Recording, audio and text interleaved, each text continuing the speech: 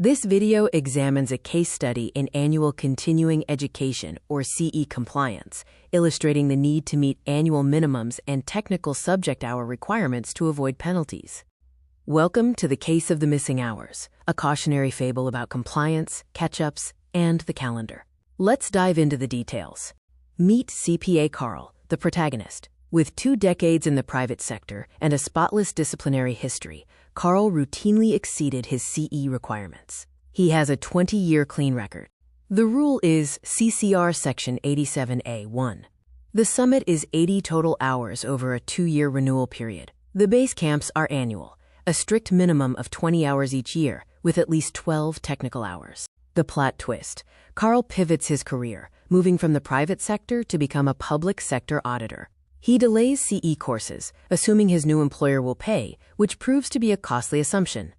In year 1, Carl completed 9.5 technical hours, falling short of the required 12 technical hours and 20 total hours. This resulted in a total deficiency of 10.5 hours. Carl tries to catch up in year 2, accumulating 71.5 hours for a 2-year aggregate of 81 hours, exceeding the total requirement. However, the board evaluates compliance in strictly partitioned 1-year increments.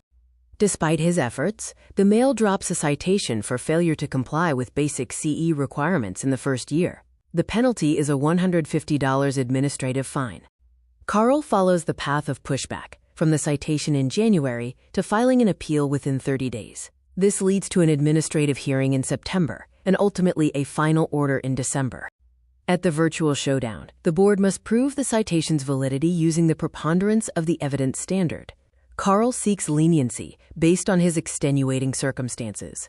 Carl's defense highlights his clean record and employer delay. The board maintains that the regulation mandates annual minimums, and compliance is mandatory regardless of employer timeline or personal convenience. The judge's rationale centers on continuous competence. A gap in education in year 1 is a gap in competence, regardless of future efforts. CE regulations exist to ensure the competence of licensees each year. The verdict affirms the citation with a $150 fine. The fine is slightly more than the authorized minimum, implicitly factoring in Carl's good faith and clean record without dismissing the charge. The insight is that time only moves forward. Regulators view time as partitioned compartments. Aggregate performance cannot retroactively fix a localized breach from an earlier period. The moral is to protect your license. Decouple from your employer's timeline, respect the annual partitions, ensure technical subquotas are met, and pay out of pocket if needed to meet timely requirements. Thank you for watching this video. Please like and subscribe for more content about professional compliance and licensing requirements.